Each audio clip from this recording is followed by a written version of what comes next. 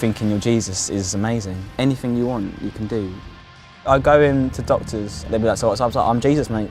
Be like that, and they'd be like, right. And I was like, yeah, I'm bloody Jesus. I'm talking to God now. I didn't give a shit. That side of it is really good, which sounds weird, you know. I remember my auntie sent me a letter saying, like, I hope you get through this dark time. And I was like, this ain't a dark time, this is fucking wicked, man. It was a gradual rise of becoming more erratic and racing thoughts and acting very a bit recklessly. And this accumulated to then flipping into becoming Jesus and talking to dead people and shit.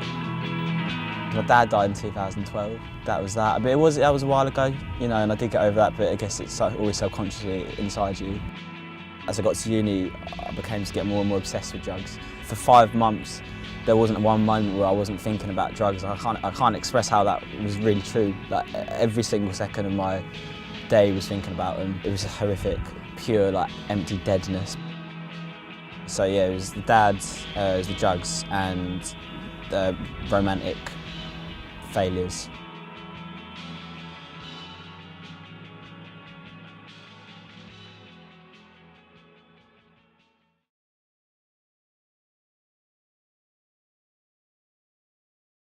I started talking to my dead dad in my head.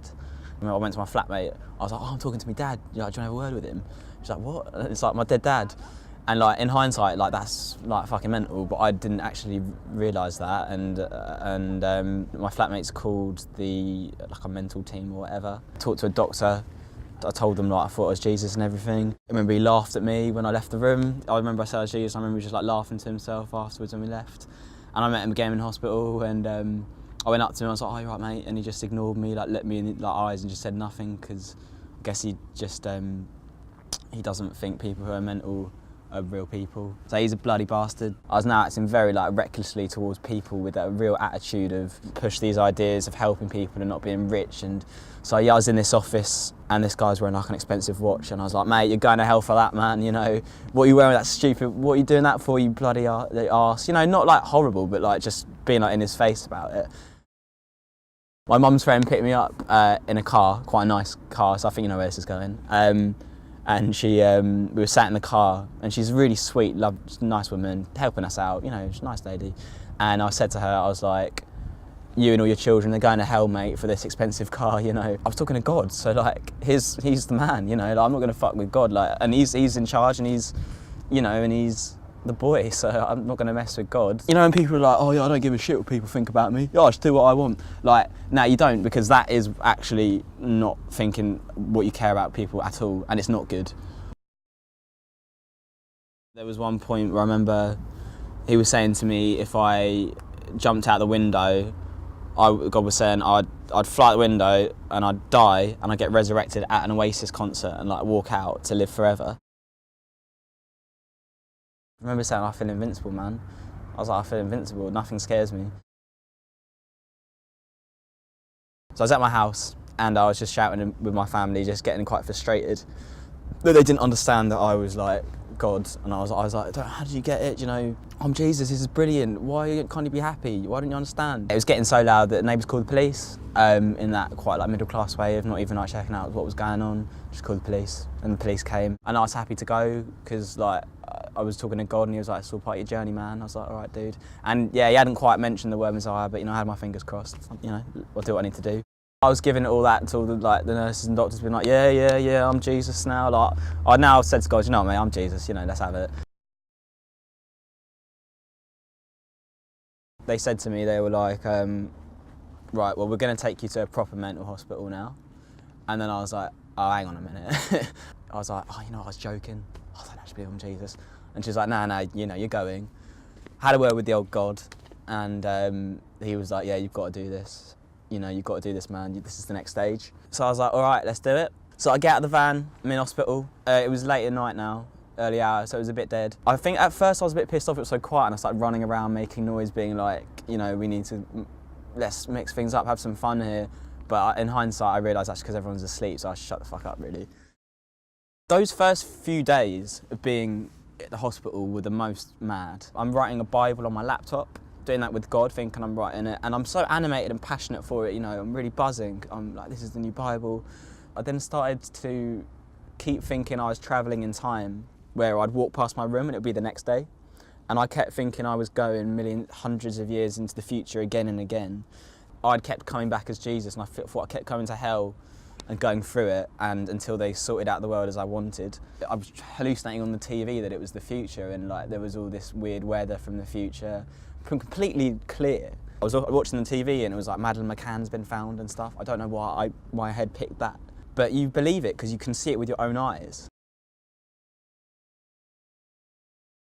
This is like the peak, and I heard all these sounds of like a revolution, like, and people like cheering. And then I saw with my own eyes a spaceship come down, which I thought was God's spaceship. I was like, right, so basically the world hasn't been doing what I wanted, sort life out and how I've said. And God said, right, mate, you know, we're fucking off. They're not listening to you. You and me, let's go to heaven, mate. Enough of this. I'm like, all right, mate, sounds good. And I tried to get out of the hospital, but now obviously the nurse and doctors and staff there are like, no, you're staying here, mate. And that was really frustrating because I could hear the sound of the spaceship as well. It was like a revving, and it was like this machinery sound, and I could hear people cheering outside, like this revolution. So in my head, it was like really fucked up because it was like, please, I need to go to fucking heaven with God now. Can you let me out? And I was trying to climb out windows, I was trying to climb out doors. I jumped over the med counter, tried to like smash through the window and get out. And I remember I stood up and I went, I'm the fucking Messiah. And this little woman called Sylvia, nice little woman, I was like, you're the new devil, Sylvia. And she was like, you're so young, you're like my son, so young. I was like, I'm getting fucking out of it. And 5, 6, 7, loads of people had to come and restrain me, pin me down and like put a syringe in my arse of tranquilizer. And then I remember feeling very, very faint. Being pinned down and injected in my arse sounds quite sexy, but it wasn't, you know, it wasn't very fun. I thought that the staff were all against me and trying to kill me. I was like, they're all evil. How can they? God's here, and I need to go with God, and I'm the Messiah, and you're trying to keep me here. And I thought when he injected me, God was saying I needed to feel this bad feeling of the drug stuff again one more time as like as a crucifixion. I had to like feel this, all that suffering and whatever that experience was. I needed to feel it again. I was also talking to my dad at times during this, being in hospital. I think I had a better relationship with my dad in my head. We were joking more, and which was nice. It was kind of like the relationship I wanted with my dad I got in my head. I spent 6 weeks in hospital. They were like, Luke, you can go now. And I was like, all right. It was a very mad place. You know, it's fucking mad, hospital. Yeah, I probably wouldn't recommend it. Yeah, so I continued thinking I was Jesus for like 2.5 months or so. I thought there was going to be this big disaster, like all these planes were going to smash into London, and that would reveal me as the Messiah, God's wrath. When that event didn't happen, that was the turning point where I was like, oh, I'm not Jesus. And that's when the high ended and it turned bad. It really isolated myself during that period. Just absolutely no willpower to do anything. Like all I ate was pot noodles, and then I'd just piss in the pot noodle mug like next to my bed. That intense feeling of like wanting to die like all the time. And it wasn't to like escape like a pain. It was the pain. It wasn't. That's not why I wanted to die. It was kind of the reasoning was like all these situations and ways I was feeling about certain things. I wanted that to ever be over, and I wanted me to be over, so that didn't exist. And then I was waiting for all my family's generations to be over. I was dreaming about, and then no one would ever remember me, and then the earth would die, and then that would all be over. No one would ever remember all these stupid things that happened to me. Yeah, those were really, really bad days, wanting this to be dead. I started to like force myself to get out of the house and like get more involved in the world and with people. Gradually, I started to actually get better. It just takes a long time. When you're in that suicidal place, you just think it's going to last forever. Like, honestly, in my heart, I'm like, this is going to last for eternity, man. Like, to now, like, sit here and be like, I genuinely don't want to die, or like, I genuinely want to live, is really mad.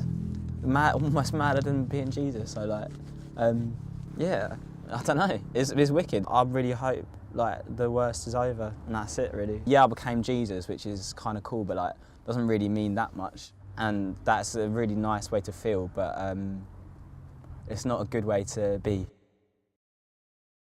Hello, your call cannot be taken at the moment, so please leave your message after the tone. Hi John, Luke here. Yeah, watched the film. Yeah, really nice, mate. Enjoyed it. Loved the mise en scène and all that. Very nice. Yeah, just checking in with how I'm doing. Had another episode. So yeah, not great. Shortly after that, probably a few weeks. Ended with like walking into the sunset and stuff. And yeah, actually went totally shit after that. But yeah, no, getting better. Bloody hell, mate. Yeah. But yeah, loved the film. Loved the bit with Sylvia, you and the new devil. That was lovely. And yeah, great job. All right, now give my regards to the family. All the best now. Take care. Bye bye.